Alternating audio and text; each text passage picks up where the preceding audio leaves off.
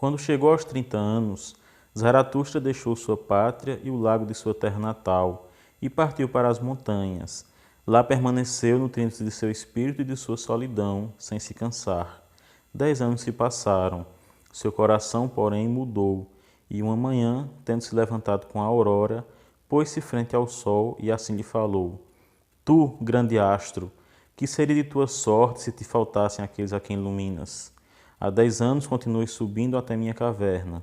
Se eu, minha águia e minha serpente não estivéssemos aqui, tu te haverias cansado da tua luz e deste trajeto.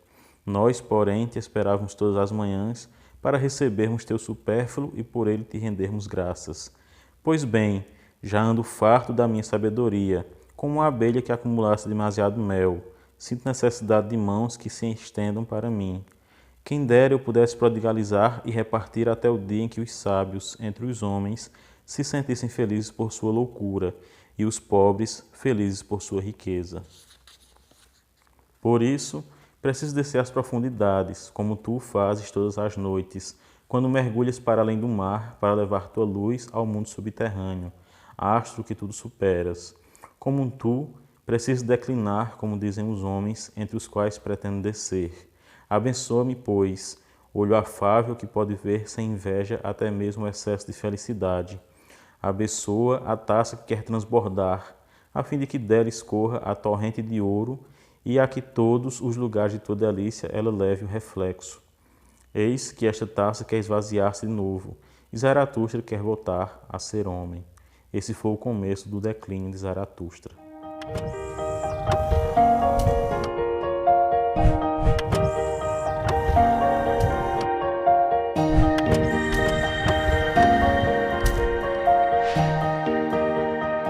Seja muito bem-vindo a mais um Quixotada. Com um atraso de 3 semanas, vou trazer para vocês hoje o Assim Falava Zaratustra, do Friedrich Nietzsche, o nosso grande Frederico.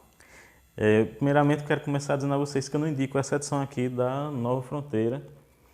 Foi a minha 4ª leitura desse clássico da filosofia, o Zaratustra, ou da poesia, se vocês quiserem interpretar assim. E eu não gostei dessa edição aqui, tem muito erro mesmo, mais de 80 pelo menos. E eu acredito que os erros venham da digitalização da obra. Parece que eles escanearam a obra antiga para digitalizá-la. E aí o corretor ortográfico fez o trabalho dele, que é corrigir sem saber o sentido das frases. Por exemplo, você vai ter um lugar que é para dizer assim: quero que tomes minhas palavras. E aí vai estar torres, minhas palavras, ou torres. Vai-se lá saber o que o computador queria dizer. Então tem muito erro aqui, muito erro mesmo. Essa edição aqui, ó, que eu comprei por R$3 numa Bienal, tem um texto bem mais limpo, sem erros, do que essa aqui da Nova Fronteira, que foi bem mais cara, né? Eu comprei o box das grandes obras de Nietzsche. E pelo menos o Zaratustra está com muito erro. A Nova Fronteira precisa rever isso urgentemente, porque fica muito chato a leitura. Você perde muito da concentração para tentar entender o que é que realmente está querendo se dizer aqui, porque tem um monte de palavra que não se encaixa no texto. Mas vamos falar sobre esse cara, que é o filósofo mais popular aí da modernidade. Um cara que faz a cabeça de muita gente não entende o que ele disse, na verdade. E eu queria primeiramente contar para vocês a minha experiência com Nietzsche. Nietzsche, que nasceu no dia 15 de outubro de 1844 e morreu no dia 25 de agosto de 1900. O Zaratustra foi escrito ali no início da década de 80, entre 83 e 85. Então, faltava algum tempo para ele morrer, só que é a obra definitiva dele, porque ele depois foi acometido, né, de uma loucura que foi se aprofundando cada vez mais, até finalmente tirar toda a sua razão. Então, essa obra do Zaratustra é aquela obra que podemos dizer que seja a síntese do último Nietzsche, né? O Nietzsche mais próximo do que seria o definitivo. É uma obra que está em 4 partes. Ele mesmo, na última parte, disse que é a 4ª e última parte, mas havia um projeto, né, pelo menos em alguns diários dele e em cartas, em correspondência, ele afirmava que pretendia escrever ainda uma quinta e uma sexta partes, mas isso nunca aconteceu devido à sua doença, à sua loucura e finalmente à sua morte. Bem, o Zaratustra, como eu disse a vocês, é um algo muito definitivo e tem muita gente que diz que não é para ler o Zaratustra logo de início, né? Se você quer ler o Nietzsche, tem que começar com outras obras. E isso eu acho uma grande besteira, eu acho que o Zaratustra é a melhor obra para você começar a ler Nietzsche. Foi a obra pela qual eu comecei aos 17 anos. Como eu disse a vocês, eu queria falar sobre a minha experiência, né, do conhecimento de Nietzsche para servir também como inspiração para vocês, como um conselho. Eu li primeiro sobre ele no livro No Hospício, do Rocha Pombo, em que ele tece várias críticas ao Nietzsche. O Rocha Pombo faz uma defesa do cristianismo e como Nietzsche era anticristão, né, então ele faz um ataque a Nietzsche e ele critica muito a imoralidade ou a amoralidade nietzschiana. E eu, na época, aos 17 anos, era inclusive catequista, né, da Igreja Católica e eu não queria ler Nietzsche porque eu já tinha esse julgamento, esse pré-julgamento a respeito dele. E uma vez discutindo sobre isso com o Edgar Cruz, que é também inscrito aqui do canal, inclusive, e eu disse a Edgar que para mim não servia ler esse cara, né, essa imoralidade dele. E Edgar disse o seguinte, ó, Nietzsche é moral, só não é do jeito que você imagina. E ele também não é imoral como você imagina. Então eu acabei lendo o Zaratustra nessa idade e foi um achado, foi uma das grandes coisas que eu fiz na minha vida, porque não apenas pela leitura do Zaratustra, né? O Nikos Kazantzakis, que eu também sou fã, dizia que tinha sido o maior marco na sua vida a leitura do Zaratustra. Para mim, o Zaratustra não é essa influência toda, não é o livro mais importante da minha vida, mas ele tem uma importância fundamental na minha formação como leitor, porque foi o primeiro livro que eu li realmente da forma como todo livro deve ser lido. Você não deve ler um livro para concordar e nem também deve ler um livro para discordar. Todas essas formas de leitura, né, tanto a prévia discordância como a prévia concordância, são formas idiotas e improdutivas de leitura. Você deve ler para compreender. E até hoje eu leio e releio, né? Já foi a quarta leitura do Zaratustra, li também muitas outras obras do Nietzsche, assim como outros filósofos, e eu leio justamente com essa pretensão de compreender o seu pensamento, de extrair aquilo que ele está falando e não as minhas próprias opiniões. Então, eu não procuro uma corroboração das minhas posições e até hoje eu discuto muito com Nietzsche, é um dos caras com quem mais eu discuto. Algumas vezes eu concordo, outras vezes eu discordo, e o próprio Nietzsche tinha isso em relação a si mesmo, por isso que eu digo também que o Zaratustra é um livro ideal para que você comece a lê-lo, porque ele vai aqui justamente negar muitas coisas que ele fala em outros livros dele, por exemplo, H. Ciência. Ele tem um lado mais positivista que aqui ele renega. Ele também defende Schopenhauer em alguns escritos, enquanto que aqui ele vai criticar a ideia de Schopenhauer, as ideias filosóficas dele, inclusive a ideia da vontade de Schopenhauer, ele tece uma crítica. E é uma crítica que não é muito aprofundada, porque esse livro é um livro escrito em forma de aforismos, então ele parece mais um longo poema.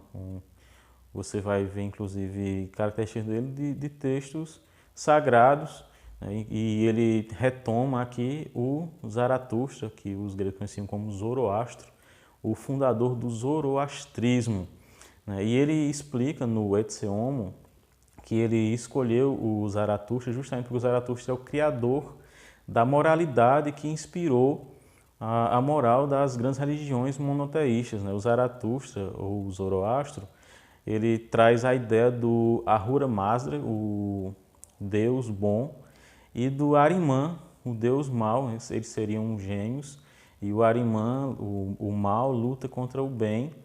E ele fala que o Ahura Mazda, que a gente também conhece aqui no Ocidente por Osmuzde, ele seria aquele que traria a vitória final do bem, mas que para isso precisaria que os crentes, né, os iniciados na sua religião, o zoroastrismo, pregassem o bem, fizessem o bem, para que o bem começasse a desequilibrar a balança em relação ao mal. e que no final dos tempos surgiria um descendente do Zaratustra, que seria, no caso, um Messias, que viria finalmente trazer a vitória do bem sobre o mal. E aí, então, os bons, os justos, iriam para o paraíso e os maus iriam para o inferno. Então, ele vai criar essa ideia do messianismo, da luta do bem contra o mal, essa moralidade do ascetismo, como Nietzsche chama, a moral do escravo. E essa moral vai inspirar, né, depois que o zoroastrismo se torna a religião oficial do Império Persa, né, os persas vão conquistar todo o Oriente, né, e vão entrar numa guerra feroz contra a Grécia, e vai inspirar muitas das ideias que depois entrariam para o judaísmo e definitivamente para o cristianismo. E, inclusive, o zoroastrismo influenciou o cristianismo até a Idade Média. Por exemplo, o catarismo, que surge ali entre os séculos 11 e 12, né, que foi uma grande ameaça vista pela Igreja Católica, pregava que o mundo material foi criado pelo Satanás e não por Deus, e que, portanto, os cristãos verdadeiros deveriam negar qualquer apego à matéria. Inclusive, eles pregavam que os cristãos não deveriam procriar, né? Não deveriam ter filhos para diminuir o sofrimento do mundo e para fazer com que se apressasse o fim do mundo material, né? Para que as almas pudessem gozar do mundo espiritual, do mundo da graça de Deus, que não teria relação com o corpo físico.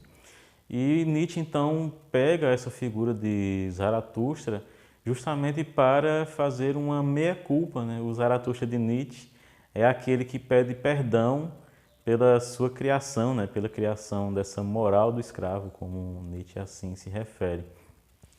Lembrando que eu vou trazendo nesse vídeo as opiniões de Nietzsche e não as minhas. Eu concordo com algumas coisas, discordo de outras. E talvez amanhã eu discorde das que eu concordava hoje e venha a concordar com as que eu discordava. Então, eu vou trazer para vocês a opinião de Nietzsche e não a minha, sobre os principais temas da sua obra. Então, falando sobre a escolha do Zaratustra, vemos o primeiro tema, o primeiro grande tema nietzschiano, talvez aquele que seja o mais influente, o mais importante de sua obra, que é a questão moral, a questão da transvaloração dos valores. Nietzsche diz que cada povo tem uma tábua de valores, uma tábua de leis, e que o maior erro desses povos é acreditar que suas tábuas de valores são definitivas. Nenhuma tábua de valores é definitiva. E ele fala sobre essa questão da transvaloração que o mundo sofreu quando o cristianismo se tornou a principal religião do mundo. Ele fala que os valores dos gregos, que já vinham aí em degenerescência com os romanos, são os valores ideais, né? O valor da beleza, da justiça, não enquanto essa ideia do bom e do mal, enquanto essa ideia da punição do prazer, da punição daquele que ama a vida, que seria a moral escrava. Ele defende que esses gregos, né, que criaram essa aristocracia baseada nos indivíduos, né, nos melhores da raça, deveria ser o valor central para qualquer civilização humana. E então surge essa moral do escravo que faz essa transvaloração, né, e ele faz com que os valores da aristocracia, os valores do heroísmo que os gregos defendiam, se tornem valores maus, né, se tornem julgados como pecaminosos, enquanto que o maior valor seria a humildade, aquele que se nega a viver, que se nega a amar a vida, que procura um sentido em uma vida póstuma, em uma vida após essa. Então ele vai falar sobre justamente os negadores da vida, sobre os defensores de além-mundos. E é interessante, uma vez eu fui dar uma palestra, fui convidado para dar uma palestra sobre ateísmo e ciência numa faculdade, e antes mesmo de começar a falar, uma pessoa disse: e se Deus não existe, qual é o sentido da vida? E a gente vai ver no Nietzsche que realmente o sentido da vida só existe se Deus não existir. Para Nietzsche, essa ideia de um Deus, essa ideia de uma vida após a morte é justamente a negação da vida. E a gente pode ver, por exemplo, naquela frase da oração de São Francisco, né? É morrendo que se vive para a vida eterna. Então, a gente é ensinado com essa moral do escravo a renegar o prazer da vida, a renegar viver essa vida pensando na próxima, né? Uma vez eu fui a um casamento e aí o padre, no seu discurso, dizia o seguinte, que ele achava que Deus era tão bom que no juízo final ele ia dizer, venha todo mundo aqui para o paraíso. E aí tinha duas senhoras sentadas à minha frente e uma disse para a outra, então ele não era bom, ele era injusto. E o Nietzsche vai justamente falar sobre essa moralidade, né, da justiça enquanto punição, da justiça enquanto flagelação.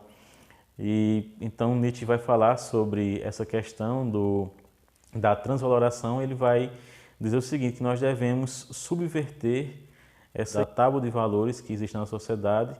E aí surge outro tema importante na filosofia nietzschiana, que é o niilismo. Ele vai falar que existem dois tipos de niilismo, o niilismo positivo e o niilismo negativo. E ele diz que a sociedade em que ele estava vivendo, né, a Europa no século XIX, era uma sociedade que estava entregue ao niilismo negativo, ou seja, uma vida sem sentido, sem propósito. E ele vai falar sobre as pessoas supérfluas, ou seja, todos aqueles que vivem essa vida sem sentido, né, as pessoas que existem dentro do Estado, né, que o Estado protege as pessoas fracas. Então, Nietzsche também é um grande crítico do Estado. Vou pegar aqui um trecho para ler para vocês a respeito disso. Estado chama-se o mais frio dos monstros. Mente também friamente, e eis que mentira rasteira sai de sua boca. Eu, o Estado, sou o povo. É uma mentira. Os que criaram os povos e suspenderam sobre eles uma fé e um amor, esses eram criadores, serviam a vida. Os que armam laços ao maior número e chamam a isso um Estado são destruidores. Suspendem sobre si uma espada e 1000 apetites. Onde há ainda povo não se compreende o Estado que é detestado como uma transgressão aos costumes e às leis. Eu vos dou este sinal. Cada povo fala uma língua do bem e do mal, que o vizinho não compreende, inventou a sua língua para os seus costumes e as suas leis. Mas o Estado mente em todas as línguas do bem e do mal, e entanto quanto diz, mente. Tudo quanto tem, roubou. Tudo nele é falso, morde com dentes roubados. Até as suas entranhas são falsas. Uma confusão das línguas do bem e do mal. É este o sinal do Estado. Na verdade, o que esse sinal indica é a vontade da morte. Está chamando os pregadores da morte. Então ele está dizendo que o Estado é em si uma forma de unir os fracos para que eles submetam os fortes. Então os fortes vão se sentir culpados pela sua força. E ele não critica apenas o cristianismo, por exemplo, ele vai falar sobre o budismo também. Eu vou ler aqui um trecho para vocês, em que ele critica o budismo, que era uma filosofia muito em voga também na época, inclusive que influenciava a filosofia de Schopenhauer. Todos os meus sentimentos sofrem em mim e estão aprisionados, mas o meu querer chega sempre como libertador e mensageiro da alegria. Querer libertar. É essa a verdadeira doutrina da vontade e da liberdade. Tal é a que ensina Zaratustra. Não querer mais, não estimar mais e não criar mais. Oh, fique sempre longe de mim esse grande desfalecimento. A doutrina de Buda diz o seguinte, né? O sofrimento vem do querer. Então, quando você não quer, você não sofre. Aí Nietzsche vai repudiar totalmente isso, porque outro tema também central da filosofia dele é a vontade de potência. A vontade de potência é justamente aquilo que muda o niilismo de negativo para positivo. Por quê? Porque quando você tem esse niilismo negativo, essa forma como a nossa civilização está vendo até hoje, inclusive, é quando você tem como valores principais a humildade, né, a baixeza, a mediocridade, você acaba igualando o bom, o belo com o mal e com o feio. E é um julgamento que eu estou falando da forma da estética muito mais do que da moralidade. Por exemplo, as pessoas vão dizer atualmente, né, o relativismo cultural, né, que toda cultura é equivalente, que tudo que se produz é equivalente, que existe um valor intrínseco tanto no funk quanto em Beethoven. Então, quando tudo tem o mesmo valor, quando tudo é bom e belo, nada é bom e nada é belo. E Nietzsche vai dizer o seguinte, que a gente precisa justamente atribuir um sentido, um belo do bom, um sentido de que a gente precisa procurar aquilo que é melhor, mesmo que o melhor seja doloroso.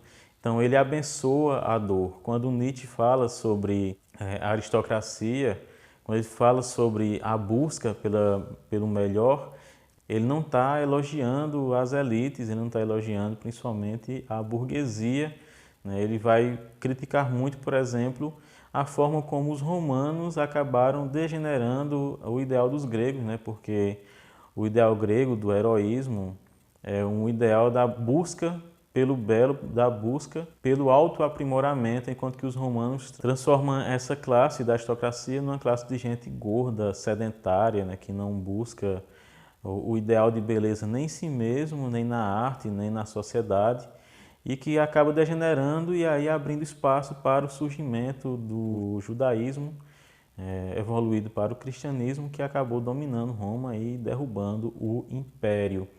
Então, o ideal grego, é aquele que Nietzsche mais vai defender, é o ideal daquele homem que vê que o universo é injusto, que a vida é cruel e mesmo assim ele tem coragem de dançar à beira do abismo. E esse ideal então vai trazer aquilo que o niilismo positivo que Nietzsche preconiza, ou seja, você saber que o mundo é injusto, você saber que não existe nada depois dessa vida e mesmo assim abençoá-la em todos os seus sofrimentos, em todas as suas angústias. Isso daí veria o super-homem. O super-homem então não é uma entidade, não é uma pessoa. O super-homem é uma nova raça humana. Então Nietzsche vai defender que deveríamos quebrar as atuais tábuas de valores e criar uma nova, um novo decálogo, em que o importante seja a busca pela melhora, tanto espiritual quanto física, né? Melhorar a raça, melhorar a espécie e deixar que os supérfluos se autodestruam. Então Nietzsche é um inimigo do Estado, é um inimigo da segurança, é um inimigo dessa paz que o Estado traz, né? de proteger a todos. Ele diz que nem todos precisam de proteção, alguns realmente são supérfluos e deveriam ser destruídos para melhorar a espécie. Veja, por exemplo, o que ele vai falar sobre a piedade. Em verdade tenho feito isto e aquilo pelos que sofrem, mas sempre me pareceu melhor quando aprendia a divertir-me mais. Desde que há homens, o homem tem se divertido muito pouco. É esse, meus irmãos, o único pecado original. E quando aprendemos melhor a divertir-nos, esquecemos-nos melhor de fazer mal aos outros e de inventar dores. Por isso lavo a mão que auxiliou o que sofre. Por isso ainda agora restringo a alma. Envergonho-me de ter visto sofrer o que sofre, por causa da vergonha dele. E quando acudi em seu auxílio, feri-lhe rudemente o orgulho. Grandes favores não tornam ninguém agradecido, mas apenas vingativo. E mesmo um pequeno benefício, não sendo esquecido, torna-se um verme roedor. Então Nietzsche faz uma crítica, inclusive à piedade, né? Inclusive a essa caridade, né? Tão pregada, tão propalada. Né? Ele diz que a caridade é o pior dos crimes que você pode cometer contra um homem. Ele vai falar sobre os trânsfugas e vai dizer o seguinte: ai, sempre são muito poucos os que têm um coração de largo fôlego e larga impetuosidade, e são também os únicos de espírito perseverante. Tudo mais é covardia. E o mais é sempre a grande massa, o ordinário, o supérfluo, os que estão demais. Todos estes são covardes. Aquele que for da minha têmpera tropeçará no seu caminho com aventuras iguais às minhas, de forma que os seus primeiros companheiros devem ser cadáveres e acrobatas. Isso tem a ver com a obra, com o enredo, né? Que eu não estou discutindo aqui, estou discutindo apenas os temas, mas no enredo ele vai encontrar um acrobata, né, que morre e então ele vai carregar esse cadáver consigo. Aí, então existe tudo isso também na Zaratustra, esse simbolismo que eu não vou destrinchar aqui, talvez em outro vídeo, se vocês quiserem, eu fale mais a respeito do enredo propriamente dito, mas o enredo não é o importante, né? O enredo é mais assim uma forma de ele encaixar os seus aforismos, as suas ideias. E então eu já falei sobre o niilismo, sobre a transvaloração de valores e sobre o super-homem, ou seja, o ser humano precisa ser superado, o ser humano é apenas uma transição para algo maior, para a melhoria da espécie, que seria o super-homem. faltou apenas um tema, que é aquele que eu acredito que vai dar uma unicidade à obra nietzschiana, que é o tema do eterno retorno. O tema do eterno retorno é o seguinte, inclusive eu pensei sobre isso na minha aula de biologia com a professora Goretti, quando ela passou o princípio de Lavoisier, de que na natureza nada se cria, nada se perde, tudo se transforma. Eu me lembro muito bem quando ela disse isso e eu fiquei pensando, não, gente, se na natureza nada se perde, nada se cria, tudo se transforma, se a natureza, portanto, se a matéria é finita e o tempo é infinito, então, em algum momento do tempo, a matéria vai se organizar do mesmo jeito que está organizada agora, Então, as coisas vão voltar a acontecer como está acontecendo nesse momento. Eu não pensei como Nietzsche, que seria esse eterno retorno que ele prega. Ele diz o seguinte, que tudo vai acontecer da mesma forma como aconteceu agora, como está acontecendo agora. E, portanto, o principal fundamento da moralidade deve ser fazer com que sua vida valha a pena ser vivida infinitas vezes.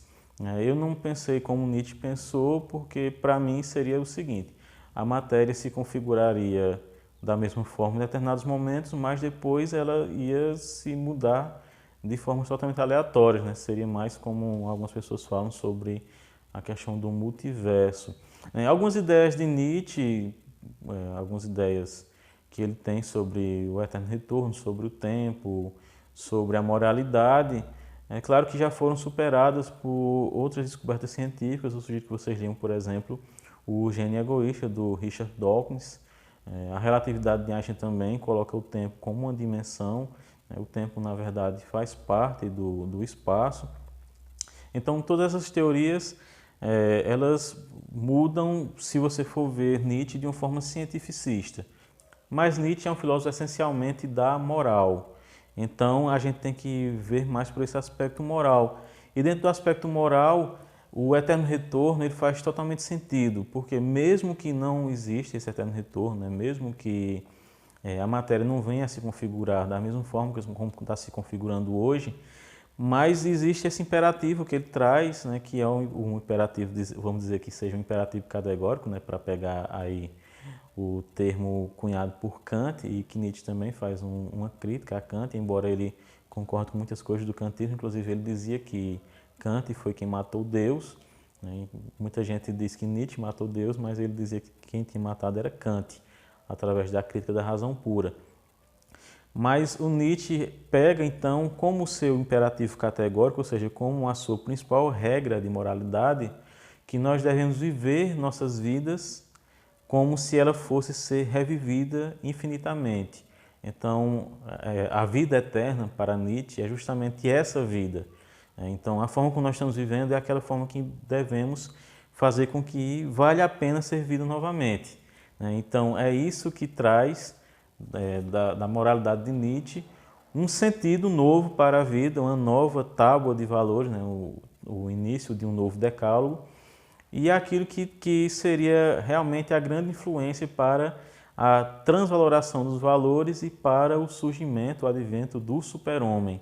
Porque se todos nós, a partir desse momento, passarmos a tentar fazer com que nossas vidas valham a pena ser vividas infinitamente, com certeza a gente vai contribuir para uma melhoria da nossa espécie e então para o advento final de um super-homem, ou seja, de uma nova raça humana, uma raça que está mais preocupada não no julgamento da moralidade dos outros e não na supressão dos instintos, mas justamente em abençoar os instintos, em gozar a vida, em louvar a vida em tudo que ela tem de dor, de sofrimento, de tragédia, de angústia, de dançar à beira do abismo.